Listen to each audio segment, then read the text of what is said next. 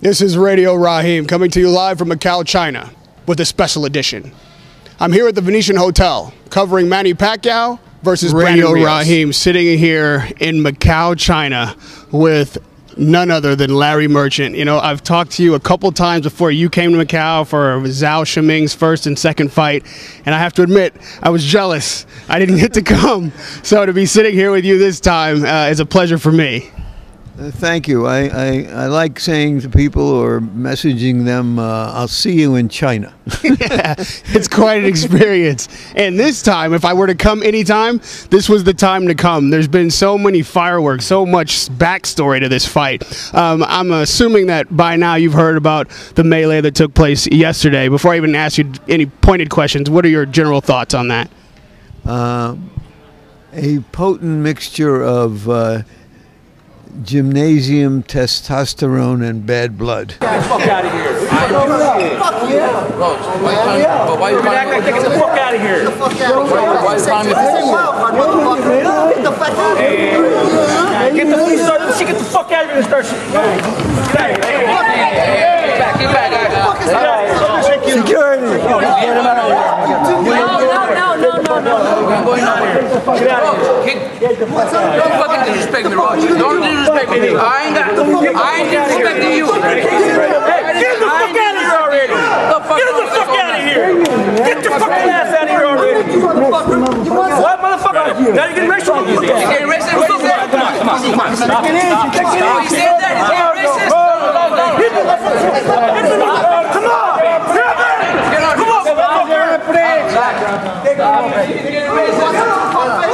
I know you, man. Just relax. I know you.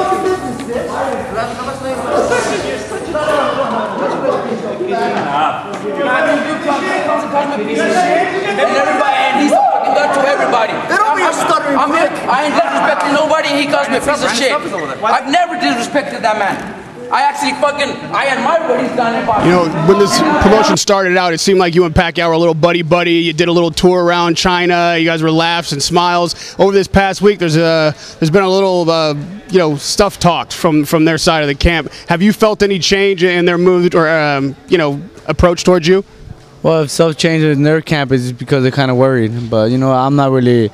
They're trying to play mind games and stuff like that. They're fucking with the wrong person because I don't easily get twisted with that mind games. If they want to play mind games, I can play mind games. I can mess with them, but there's no need. For me, I don't need to. I'm just here training, focusing, and ready to fight. I don't care whatever they got to say. They can say whatever they say. I want to hear what their excuse is after I beat them. Freddy Roach has raised the issue that you're having a hard time making weight. Obviously, he's not in your camp, but man, I'm having so fucking hard making weight. I'm thinking right now I'm like 175 maybe right now, man. Maybe 175, 180, because he's been in my camp. He knows I'm having a hard time making weight, so it's okay, man. Yes, I am having a hard time making weight. Okay, obviously you're kidding. Are you having any trouble in this camp at all? Is everything going smoothly? Oh no, man. Freddy Roach is Freddy. Freddy knows. He's been in the gym. He's been in my gym. He's been training me. He knows how I'm looking and everything. So if you want to find out anything, ask him. He knows how I've been. He's 100% ready to fight right now. If the fight was tomorrow, would definitely be ready. Rios is he's a brash kid. He's a big mouth, and this guy's still having trouble making weight. We're eating 4 meals a day, and we're right on weight right now. We're at 147 already, and Rios is moving up for the first time to 47, and he's still wearing plastic suits. I just absolutely think this kid is just a pretender. I'm not impressed. I'm not. We're not scared of him. They say he's got a good chin and a pretty good punch, but at 147, he's never going to. He's never dealt with speed and power, and I'm just so happy that this fight's happening right now. At the beginning of this promotion, they seemed to almost be buddy-buddy, like there was some camaraderie there. And over the time, that has waned, and it seems to have gotten a little bit tougher, a little bit meaner. Pacquiao saying that, Brandon Rios is easy to hit. You're saying he's a pretender. Over this time, has something happened? Did Manny know about the video that Brandon and Robert made? Manny came up to me one day during training camp. He said, "Freddie, is this the guy that made fun of you on TV?" I said, "Yes, sir, it is." And he says, "That's all I want to know." He didn't know that before. No. So things came to the surface, and the thing is, Manny's response was just, okay, just like that. That's all he needed to. And the other day, Manny, when we reported, said, "Freddie said you're gonna knock a guy out in 6 rounds," and Manny looked over at me, and he just goes like this. Wait, was that 2 fingers? Oh man! And he never does that. He won't do it in front of you. Good work. Okay. Tomorrow we do like twice as many rounds and 10 30 rounds rope. Okay, no problem. Thanks, champ. And turning to the action in the ring, you've said that Brandon Rios is easy to hit. Do you feel like his punches are easy to take? I don't know. We can. I don't know. It's depend on him, and of course, what I'm focused right now is to win the fight. Your speed seems to be your greatest advantage, and then also angles. Do you agree with that? And what else are you working on to take the advantage over Brandon Rios? I think power, and speed, quick, and of course, I'm ready for everything. And lastly, Manny, Freddy has also said that this has been the best training camp that you've ever had. Working with him out here and having a different conditioning regimen, how is that going to affect your performance? This training camp is very good. Team Pacquiao is very happy, especially Freddy Roach, my trainer. I think it's all set. Your fans back in the States who couldn't make this trip, they're all online, they're all rooting for you, they're looking for the comeback. Is there anything you'd like to say to those fans in America that will be watching you on pay-per-view? To all the fans in America, thank you so much for your support and prayers. And also, thank you so much of the government of America for helping the Philippines. They sent the troops and relief goods, and they help a lot. Thank you so much for your generosity. And to all the fans, pray for our country, and thank you for your support. Hey, Radio Raheem here in Macau, China with Roy Jones. You are at all the fights and you came out for this one. What excites you about this fight? Why is it worth the 14, 17-hour flight? Well, because it's a boxer versus a puncher. But what really exciting, the reason it's worth a 14-hour flight for me is because I got to work. But but it is a boxer versus a puncher. That's always a great situation. It's 2 of the best guys you ever want to see fight, which Brandon Rios has the heart of a champion, the heart of a lion.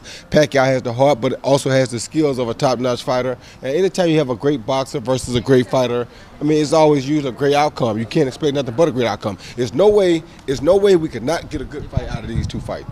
Now, you are obviously a skilled boxer. That's your claim to fame, one of the best ever. Freddy Roach says that a boxer always beats a tough guy, and Brandon Rios is just a tough guy. First of all, do you agree with that assessment of Brandon Rios? And what happens when you fight tough guys? Is that true? Why you tear that tough ass up? I can't lie to you. Most time I'm going to beat the tough guy. But I don't know if Brandon is just a tough guy because he has a lot of years of training behind him with Robert Garcia and Robert Garcia Jr. So he may be able to make an adjustment to where he's just not just a tough fighter. We'll have to see. But usually the boxer does beat the tough guy. Now, the story of the week is obviously what went on in Rios' camp with Freddy Roach and Alex Ariza. I'm sure by now you've seen the footage. What were your thoughts when you first saw it? My thoughts are just as follows. Is in boxing, you start the fight right away, and every chance you get to battle, you do battle. And that's what's happening. All right, Roy, I'll let you go into your meeting. I appreciate the time. I'll catch you later. Radio Raheem. With Roy Jones. With Miguel Cotto. You came all the way out to Macau, China to see Manny Pacquiao versus Brandon Rios. First thing I got to ask you came all this way. What's the prediction? You've been in there with Manny. What's the prediction? I think this is going to be a great fight. 2 warriors in the same ring. But I'm going for Pacquiao. Now, this is a huge fight, but it is not the only huge fight on the horizon. There's been a lot of talk about you and Canelo Alvarez. Is that fight going to happen? How close are you? No, we don't know anything about my next step. We just resting and enjoying the time off, and we'll see. We know that you're taking time off, but you got the tank top on. You're looking cut. Are you still in the gym? Are you staying in the gym, staying in shape? No, I'm just running, doing the less possible. And one of the last questions is, why do you call this fight for Manny Pacquiao? No, I think he has better chances, more skills than Brandon. And if I could just touch on your expertise one more time, you've fought Floyd Mayweather as well, and there's some talk that maybe Floyd and Manny get together. If Manny wins this fight, who do you think would win that one, Manny and Floyd? I don't know. It's going to be a tough fight. All right, I won't take up any more of your time. Miguel Cotto with Radio Raheem. Well, turning to what does happen in the ring, Brandon Rios is coming off a loss, but it was a 12-round decision, a close fight, whereas Manny Pacquiao is coming off a devastating knockout. With those two kind of mindsets, both guys being hungry, how do you see this fight shaping up, first of all, with the mental chess game and struggle that goes on in there? It's hard to say. They're both professionals.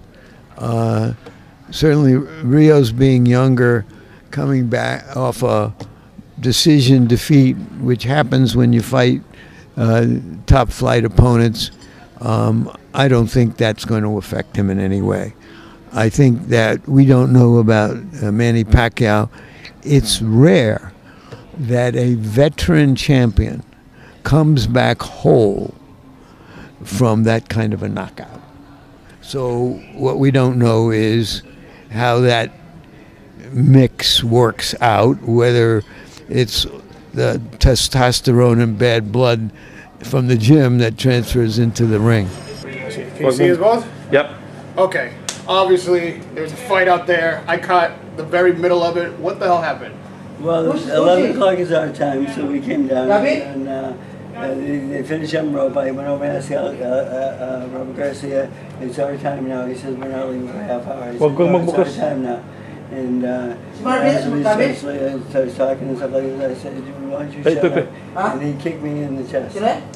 So it was physically assaulted me, and I'm calling the police right now. Okay. You guys got it? Yeah, I have something to do. All right, grab it. Sure. Gavin? So if I understand correctly, you came in at 11 o'clock. It was your time. Yep. You and Manny's time to train. Right. Rios was supposed to be from 9 to 11. Right. You came in and told him it was your time. Yep. And Told me to go fuck myself. told you to go fuck yourself. Yeah. Who told you to go fuck yourself? Robert Garcia. Robert Garcia told you to go fuck yourself. And then how did we... We're not leaving until 11:30. We're not leaving until 11:30. And then how did it get physical? I said, you better shut up. And he hauled off and kicked me in the chest, and then he ran. So Alex Ariza then kicked him in the chest and ran. And now you're calling the police for assault. Yep. We're back here in the back room. You're safe now. Like, your guys came to your aid. I just wanted to make sure that, this thing didn't get confused. We find out exactly what really happened. You're okay? Yeah, I'm great. All right, no problem. Sit down, Freddy. Come on. Sit down. To have him around, he wants the gym cleared. I don't care. He just wanted to start a little fight. Right. So all of this tension you think is going to matter on Sunday? He's in trouble. He's in trouble. Believe me, he's in trouble. Because? Believe me, he's in trouble. Didn't you guys just see how he reacted? He's in trouble. He's nervous. He's scared. Hey, Robert, he said you told him to go fuck himself. When he told you that. What? He said that you told him to go fuck himself. Let Coronado talk. Go ahead. You were here. He came to me. He's like, "Get out of here, you piece of shit." That was the first things he told me. I'm like, "What? Get the fuck out of here." He called me a piece of shit. Then he calls my friend Mexi, you fucking Mexican. Then he calls Eli, you fucking Jew. What the fuck is that? Robert, en español. ¿Qué acaba de pasar cuando se confrontaron dos componentes? That was pretty entertaining, guys. I just got to stick this claim. Like, fuck you. I don't even have to ask. Like, all right, so we're just trying to get all sides of the story because this is going to go everywhere. Freddie said you kicked him in the chest. Like you, you clearly got physical. Why did it go there? Well, because he tried to. Obviously, he got upset, and rational people don't do that. Professionals don't do that. If you guys we have to share a playing field right now. You don't go and interrupt an interview and start calling the other guy, a piece of shit. It's just completely unprofessional. It's juvenile. But it also just goes to show that Freddie's really concerned about what's going on here. He feels territorial. He feels like he came in with the same attitude. You could see that the way he entered, that that he wanted to kick something off. He came over here, interrupted Robert, started calling him names, and then he just started yelling at me for no reason. But to see in the past, Freddy, this isn't wild card. Freddy's used to grabbing people and throwing people and cocking his fist back. So when he did that, well, you know, to me that's a sign of aggression coming towards me. He did say that he told you to shut the fuck up or shut up or something like that, and you responded by physically, literally kicking him in the chest. How did, I mean, everybody argues, why did it get physical? He got physical. He's the one who came out there. He was going to hit Robert, and then I told him that this isn't wild card. You don't call the shots here. And then he came at me, cocked his fist back, and yeah, he got a front kick in the chest. He's calling the police right now. They're saying the police are coming. He's going to, like, press charges for assault. Whatever it is, dude, do what you got to do, man. But you know what? When you raise your fist at somebody, the other person has a right to defend himself, and that's what I was doing. Do you regret it at all? I don't regret what? I regret that he couldn't act like a professional and come over and have some dignity in class and just say, "Excuse me, Robert, when you get done, can I get 2 words with you for a second?" How hard would that have been? Seriously, ask yourselves that. You guys are all grown adults. This isn't a high school playground. This isn't a basketball court. Unfortunately, this is a place that we all have to use and that we all have to share. So, you know, sometimes with all the media and stuff like that, you have to be accommodating to times. So some times run over. You know, we didn't complain when they wanted to take up the whole day from 11 to 5 o'clock. I mean, that's 6 hours of training. You know, our time is from 9 o'clock to 11, but, you know, they're accommodating the interviews and things like that, so the promotion of the fight. So, with that said, I hope this trend continues. Top Rank is certainly not the only good promoter out there. But this promotion, Manny Pacquiao versus Brandon Rios at the Venetian Hotel in Macau, China, has been the best promotion I've had the privilege of covering. I clearly say that with no bias, no personal relationship or reason other than it's true. And I hope that other promoters and this promoter in the future follows the standards set here this week in Macau. And with that note, I leave you simply with this thought. In the future, we as journalists should strive to do our best and always be better and bring the most unfiltered, unbiased, true, and real live action coverage to the fans possible. And the promoters should facilitate that for the fans, if for nothing else, to the best of their ability. This is a great example of both sides working together. It doesn't always have to be about money. Class goes a long way.